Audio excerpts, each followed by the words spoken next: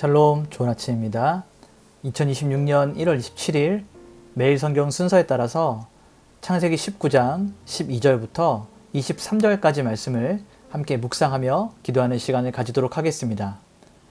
오늘 말씀을 좀 살펴보면 소돔의 죄악이 이 끝까지 임계점에 도달하자 천사들은 롯에게 심판의 소식을 알립니다. 그리고 롯의 가족들을 대피시키라고 명령합니다. 그러나 롯의 사위들은 이 경고를 농담으로 여겼고 롯 자신도 머뭇거리며 지체하게 됩니다. 결국 하나님은 그의 강권적인 손길로 롯의 가족과 롯을 성 밖으로 이끌어내시고 또 롯의 간청대로 작은 성이라고 불리는 소알에서 그들을 머물게 하시고 심판에서 제외하게 하십니다. 오늘 우리가 여기서 눈여겨볼 몇 가지는 첫 번째는 롯이 사위들에게 심판을 알리지만 그들은 이를 농담으로 여기며 멸망의 직전까지 이르는 이 영적인 무지함을 보여주는 것과 두 번째는 동이 틀 때 천사들이 재촉합니다. 근데 롯이 지체하자 하나님은 그의 손을 잡아서 성 밖으로 급하게 빼내시는 이런 모습을 볼 수 있습니다. 또 우리는 산으로 도망하라 라고 말씀하신 하나님의 그 명령에 이 롯을 두려워하여서 가까운 작은 성이었던 소알로 가기를 간청합니다. 그리고 하나님은 그의 부탁을 들어주시죠. 롯이 소알에 들어갔을 때 비로소 해가 돋으면서 심판의 서막에 오르게 됩니다. 이제 우리 말씀을 한 절 한 절 살펴보면서 성경이 말하고 있는 진의를 같이 살펴보도록 하겠습니다. 자, 먼저 첫 번째 단락은 12절부터 14절까지 말씀입니다. 여기에는 진리가 멸시당하는 모습이 담겨져 있습니다. 자, 14절을 보면 롯이 나가서 그 딸들과 결혼할 사위들에게 말하여 이르기를 여호와께서 이 성을 멸하실 터이니 너희는 일어나 이곳에서 떠나라 하되 그의 사위들은 농담으로 여겼더라. 이렇게 기록되어 있습니다. 자, 하나님의 이 심판 메시지가 굉장히 엄중하고 진지한 상황임에도 불구하고 불신자들에게는 이 하나님의 경고성 심판이 농담처럼 들렸습니다. 이것은 이 소돔의 타락이 단순히 도덕적이고 윤리적인 부패, 그들이 타락했다라고 하는 요 작은 부분이 아니라 그들의 영적 감각이 완전하게 마비됐다라는 것을 보여주고 있습니다. 여러분, 진리가 비우습을 당하는 시대, 이 시대는 곧 심판이 임박한 시대입니다. 그렇다면 오늘 우리가 살아가는 이 시대와 한번 비교해서 살펴봤으면 좋겠습니다.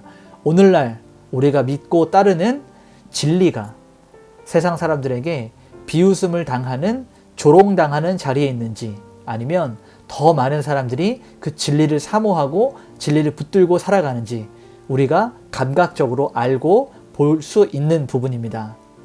두 번째 단락은 15절에서 16절인데요. 여기에는 이 지체하는 사람들과 자비로우신 하나님의 모습이 그려져 있습니다. 자, 16절을 보면 그러나 롯이 지체함에 그 사람들이 롯의 손과 그 아내의 손과 두 딸의 손을 잡아 인도하여 성 밖에 두니 여호와께서 그에게 자비를 더하심이었더라. 자, 가장 핵심적인 장면이죠. 오늘 이 심판 가운데서도 하나님께서 자비를 더하시는 장면이 나오게 됩니다. 자, 롯은 이 소돔 땅이 심판당할 것을 알고 있었습니다. 그런데 그 땅에서 살아가면서 우리가 지난 시간에 롯이 성문 앞에 앉아서, 다시 말하면 그 마을에서 영향력 있는 자리까지 올라가고 사람들에게 인정받는 자리까지 가기에 굉장히 어려운 시간들을 보냈을 텐데 그동안 자신이 쌓아왔던 모든 명성, 그리고 자신이 가지고 있었던 이런 재산, 삶의 모든 터전을 뒤로 하고 그 땅을 떠나기가 너무 힘들었습니다. 이는 우리가 충분히 이해할 수 있는 부분이죠.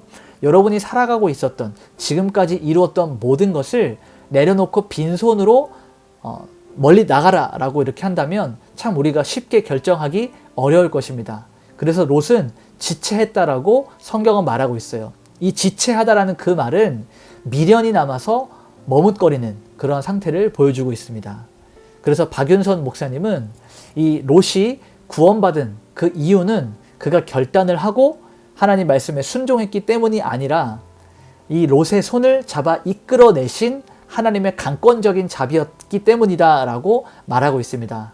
자, 우리의 삶에 적용해도 참 이러한 말씀이 참 힘이 되고 위로가 됩니다. 왜냐하면 우리의 모습을 살펴보면 우리는 구원받을 만한, 그리고 하나님께 인정받을 만한 그런 이유가 아무것도 없는데, 하나님께서 먼저 우리의 손을 잡아주시고 이끌어 주셔서 우리를 멸망치 않고 구원받게 하시는 그 은혜를 베풀어 주셔서 너무 감사한 자리까지 우리가 나아가게 되었습니다. 자, 세 번째 단락은 이 롯의 연약한 부분을 볼 수가 있는데요. 17절부터 21절까지 이 부분이 세 번째 단락입니다. 17절 그리고 19절에서 20절 이 말씀을 좀 짧게 정리해서 보면, 도망하여 생명을 보존하라 라고 하시면서 산까지 가기에 가깝고 달아나기에도 편한 저 성읍으로 도망하게 하소서.